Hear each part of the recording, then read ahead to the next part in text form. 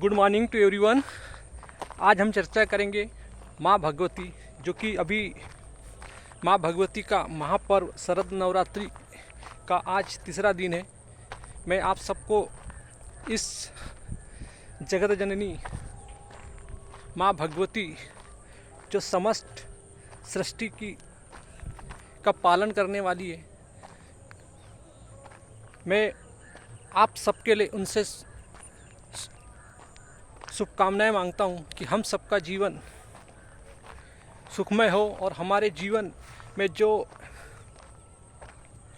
हमारी अज्ञानता है और इस अज्ञानता को हटाने के लिए माँ हमें हमारी चेतना को वो विवेक प्रदान करे, वो बुद्धि प्रदान करे, ताकि हम अपने चेतना को उच्चतम शास्त्रों के द्वारा समझकर उसको हम नर्चर करें और इस ब्रह्मांड के जो विद्या और अविद्या, मतलब भौतिक और पराभौतिक चीज़ों को समझने की कोशिश करें। तो माँ भगवती ही हमें जन्म देने वाली है और माँ भगवती ही हमारा पालन करने वाली है। माँ भगवती ही हमें मुक्ति देने वाली है। माँ भगवती ही हमें मृत्यु देने वाली है।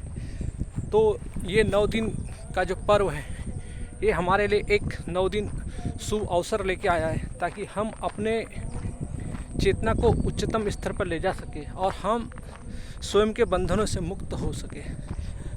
जब हम बंधनों की बात करते हैं तो हमारे बंधन हमारे जन्म से ही हमारे साथ जुड़े होते, क्योंकि हम इस संसार में जो आते हैं तो हम एक पशुवृत्ति के रूप में इस शरीर के रूप से विद्यमान होती है और हम इसी पशुवृत्ति, जिसको हम बोलते हैं काम, क्रोध, लोभ, मोह, मद, मात्सर्य, ये हमारे सट रिपु है, जो हमारे इसी को हम माया भी कहते हैं और इसी को हम महामाया भी कहते हैं। तो ये महामाया रूप तब होता है जब ये जो वृत्तियाँ जो होती है अहम वृत्ति बन जाती है। अहम वृत्ति यानी मूल अहम वृत्ति को ही महामाया कहते हैं और वृत्ति सट रिपु को माया कहते हैं। तो जब अहम का इन वृत्तियों के साथ जुड़ना और उनके साथ अपने आप को अभिव्यक्त करके इस संसार में द्वैत खड़ा करना, यानी मैं और ये जगत, संसार को एक कंज्यूम करने की दृष्टि से हमेशा अहंकार खड़ा रहता है। अहंकार अपना अस्तित्व इन सट रिपुओं के माध्यम से पाता है। तो हमारे जीवन में सबसे पहले वृत्ति आती है, फिर भावनाएं आती है और उसके बाद फिर हमारे विचार और फिर हमारे कर्म बनते हैं। तो यदि हम माँ भगवती की कृपा से, माँ भगवती ने हमें जो एक इंट्यूशन दिया है, एक अंतःकरण दिया है, जो हम इस शरीर की कोशिका में जो बैठी है माँ, प्रत्येक कोशिका में जो माँ बैठी है, हम उसको समझ सकें। इसीलिए नवरात्रि का जो पर्व है हम सबके लिए बहुत ही महत्वपूर्ण है। यदि हम इन 9 दिनों में अपने मन को,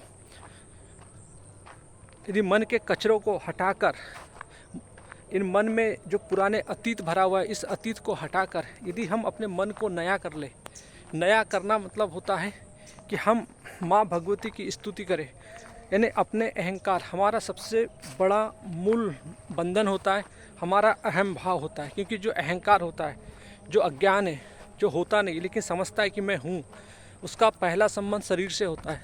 क्योंकि उस शरीर को बोलता है कि शरीर में मैं हूँ, ये शरीर मेरा है, ये प्रकृति मेरी है। ये भाव जो होता है, ये हमारे लिए सबसे बड़ा बंधन होता है। तो अहंकार ही हमारे जीवन का सबसे बड़ा बंधन है। तो ये 9 दिन जो होता है, कि इस 9 दिन में यदि हम माँ भगवती की स्तुति करें, जब हम स्तुति करते हैं, आप भी सुनते हैं कि जब या देवी सर्वभूतेषु शक्ति रूपेण संस्था।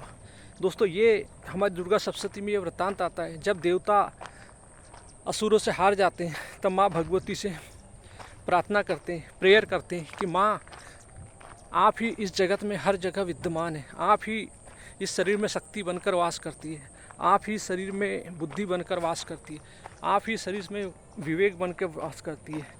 आप ही इस शरीर में श्रद्धा बन के वास करती है। आप ही इस शरीर में शांति रूप में विद्यमान है। आप ही इस शरीर में क्षमा रूप में विद्यमान है। आप ही इस शरीर में क्रोध बनकर रहती है। आप ही इसी शरीर में भ्रांति बनकर निवास करती है। यानी हर प्रकार के जो हमारे षट रिपु इस संसार में जितने भी गुण हैं सब प्रकृति है।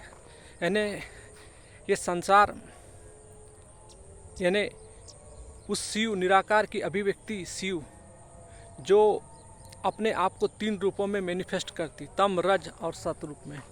तो माँ भगवती ही यानी देवी ही स्त्री है, देवी ही संसार है, देवी ही स्त्री है, देवी ही माँ है, देवी ही प्रकृति है। यानी हर रूपों में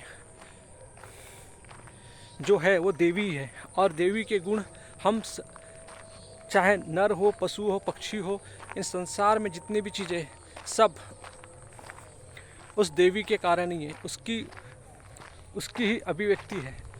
और ये देवी स्वयं उस सत्य की अभिव्यक्ति है। सत्य के सगुण रूप को ही हम देवी कहते हैं। सत्य इसलिए देवी को हम नित्य स्वरूपा भी कहते हैं। मतलब उस नित्य का स्वरूप है जो जिसके होने से ही ये सब सारा ब्रह्मांड गति करता है। तो हमें समझने की ज़रूरत है कि माँ भगवती जो हमारे लिए इस नवरात्रि में मुक्ति के अवसर प्रदान कर सकती है, एक मुक्ति का अवसर लेके आई है। यदि हम अपने स्वयं के गुणों को समझ जाए तो हमारे अंदर जो बैठे षट रिपु जो है, हमारी कोशिका में जो बैठे षट रिपु, यदि हम इनकी, क्योंकि कोई भी जो षट रिपु होते हैं, प्रकृति जो होती है, प्रकृति अपने आप में कुछ नहीं होती। यानी विचार, भावनाएं, ये सब प्रकृति की यथावत चीज़ें कभी नष्ट नहीं होती। लेकिन इनके साथ जो जुड़ने वाला अहंकार होता है, जो विचारक होता है, वो ही हमारे लिए सबसे बड़ा हमारे दुखों का कारण होता है। क्योंकि वो इन्हीं वृत्तियों के साथ जुड़कर अपने आप को मैनिफेस्ट करता है और समझता है कि मैं I am the doer of all this things. So it is a bondage of the man. ये हमारे लिए it is the big bondage front of us. So we need to get the liberation from this bondage. So this is the definition of the liberation. तो दोस्तों हमें मुक्ति चाहिए, पर हमें अपने बंधनों से मुक्ति चाहिए। तो हमारा जो केंद्र होता है, हमारे केंद्र में अहंकार बैठा होता है। तो यदि हम इस 9 दिन में माँ भगवती की स्तुति करके अपने अहंकार को जब हम स्तुति करते हैं तो हमारा अहंकार माँ भगवती से नमित हो जाता है। यानी अहंकार भाव हट जाता है। हम सब रूप में देवी को ही पूजने लगते हैं कि ये संसार में जो कुछ भी दिखता है वो सब देवी है। तो अहंकार के लिए ऐसा कोई वर्ड नहीं होता जो हम छोड़ना चाहते हैं। इसलिए देवताओं ने माँ भगवती से जब असुरों से हारने के बाद माँ भगवती को प्रसन्न करने के लिए, माँ भगवती से वर मांगने के लिए, माँ भगवती से अपनी रक्षा करने के लिए, माँ भगवती से संसार की रक्षा करने के लिए, माँ भगवती जो राक्षसों ने देवताओं की जो शक्तियाँ छीन ली थी, उसी शक्तियों के बचाव के लिए माँ भगवती से वे प्रार्थना करते हैं और स्तुति करते हैं। या देवी सर्वभूतेषु शक्ति रूपेण संस्था, कि माँ आप ही इस शरीर में शक्ति रूप से विद्यमान है। या देवी सर्वभूतेषु बुद्धि रूपेण संस्था, आप ही बुद्धि के रूप में इस शरीर में विद्यमान है। तो दोस्तों इस प्रकार से जब हम माँ भगवती को सारी चीज़ें वापस कर देते हैं और उनको उनमें स्थापित कर देते हैं, तब अहंकार स्वयं अपने आप में, क्योंकि अहंकार के लिए कुछ बचना नहीं चाहिए, क्योंकि अहंकार जिंदा तब तक ही रहता है जब वो किसी के साथ जुड़ा होता है। तो अहंकार चाहता है कि मुझे कुछ भी मिल जाए, मुझे चाहे वृत्ति मिल जाए, कुछ भी हो जाए। इसलिए देवता ने ऐसी कोई चीज़ नहीं छोड़ा स्तुति में कि जो अहंकार के लिए छोड़ा होगा। इसलिए देवता ने हर रूप में कहा कि बुद्धि रूप में आप हो, भ्रांति रूप में आप हो, क्रोध रूप में आप हो, क्षमा रूप में आप हो, लज्जा रूप में आप हो, और मतलब वृत्ति रूप में आप हो, काली रूप में आप हो, दुर्गा रूप में आप हो, लज्जा रूप में आप हो, विवेक रूप में आप हो, मातृत्व रूप में आप हो। यानी सभी रूपों में, प्रकृति के हर चीज़ में आप हो। तो जब सब कुछ माँ है तो अहंकार जो अपने आप को आत्मा समझता है, सत्य समझता है, तो अहंकार फिर नमित हो जाता है। तो इसीलिए हमें स्तुति को प्रतिदिन करना चाहिए, जिससे हमारा अहंकार नमित हो। क्योंकि हमारे जीवन का सबसे बड़ा मूल बंधन है वो है अहंकार। यदि हमने इसको जीते जी क्योंकि अहंकार के न रहने पे ही हमारी शरीर की सारी इंद्रियां काम करती है। इसलिए भगवान श्री कृष्ण ने भी हमें तीसरे अध्याय के 27वें श्लोक में समझाया है कि प्रकृति क्रियामनानि गुणे कर्माणि सर्वेश्य अहंकार विमूढ़ आत्मा कर्ता अहमिते मन्यते। मतलब इसका अर्थ है कि प्रकृति के 3 गुण तम रज सत के कारण ही ये शरीर की इंद्रियां अपने सारे काम करती है, परंतु अहंकार विमूढ़ आत्मा जो अज्ञान है, जो स्वयं को आत्मा समझता है और इस प्रकृति का कर्ता समझता है, तो अहंकार कुछ नहीं करता। अहंकार खाली इस शरीर की गंदगी के साथ अपने आप को मैनिफेस्ट करता है। दोस्तों, शरीर की गंदगी मतलब, क्योंकि शरीर गंदगी मतलब होता है क्योंकि अहंकार हमेशा अपने आप को शरीर समझता है, और शरीर की गंदगी मतलब आप शरीर में सिर्फ स्किन त्वचा को छोड़ के आप शरीर के किसी भी भाग में यदि हाथ लगाएंगे तो आपको हाथ धुलना पड़ता है।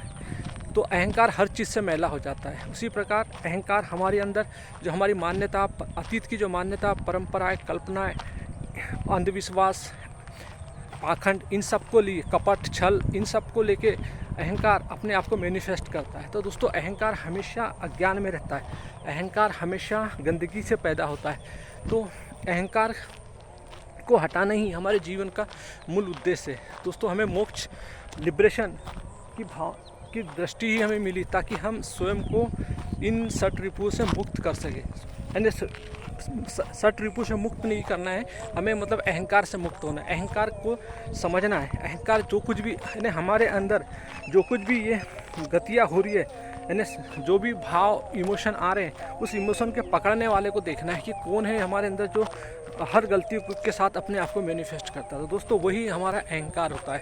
अहंकार ही हमारे जीवन में सबसे बड़ा बॉन्डेज होता है।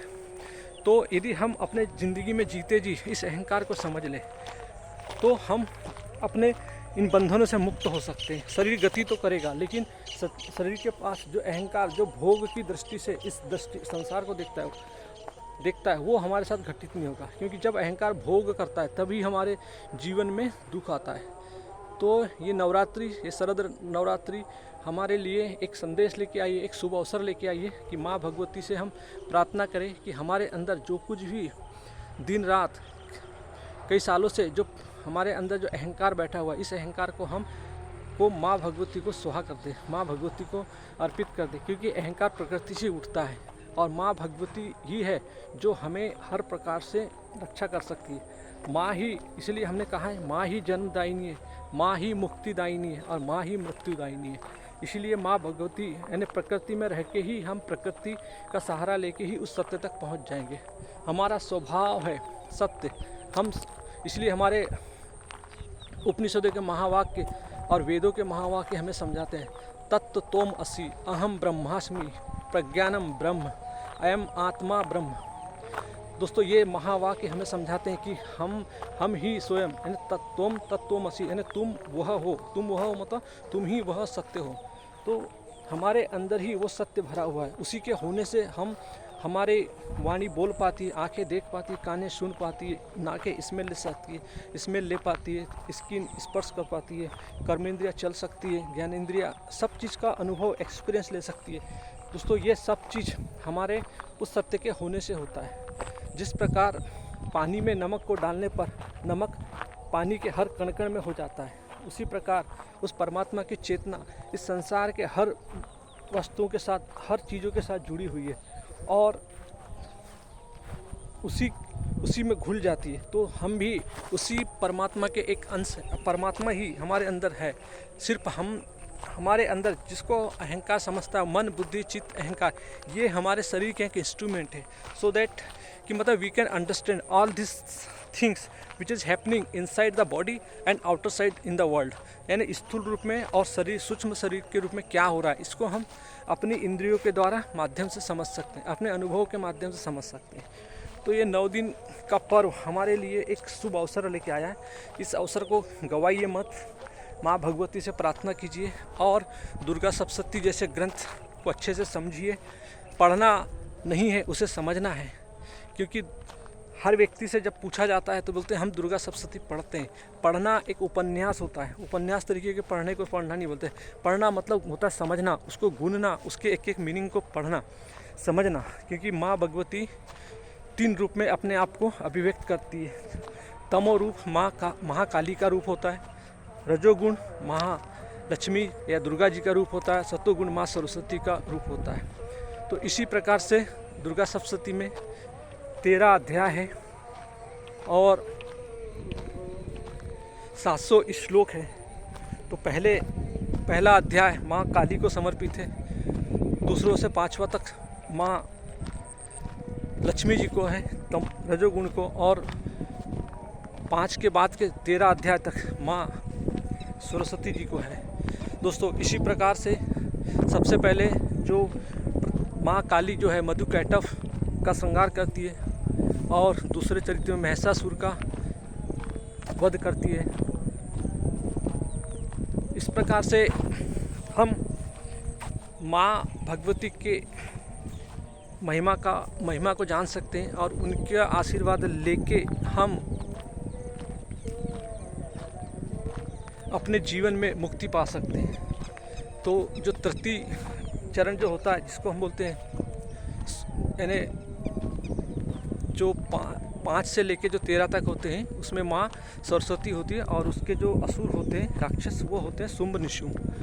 तो इस प्रकार से हमने समझा कि सबसे पहले माँ काली मधुकैटभ का वध करती है और दुर्गा जी महिषासुर का वध करती है और सरस्वती माँ जो शुंभ निशुंभ का वध करती है। तो इस प्रकार से ये हमें इनका वृत्तांत अपने आरतियों में भी समझ आता है, सुनने में आता है।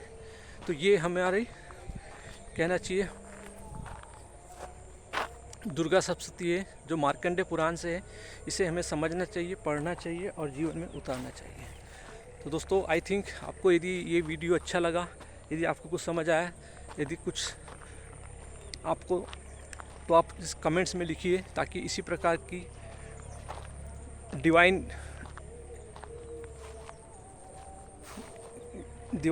ज्ञान आपके सामने मैं लेके आऊँ, ताकि हम सबकी चेतना नर्चर हो। और इस वीडियो को फॉरवर्ड कीजिए ताकि और भी लोगों की चेतना में निखार आए, उनके जीवन में माँ भगवती की कृपा बनी रहे और उनकी चेतना मुक्ति की ओर बढ़े। थैंक यू दोस्तों, हैव ए नाइस डे। जय माता दी।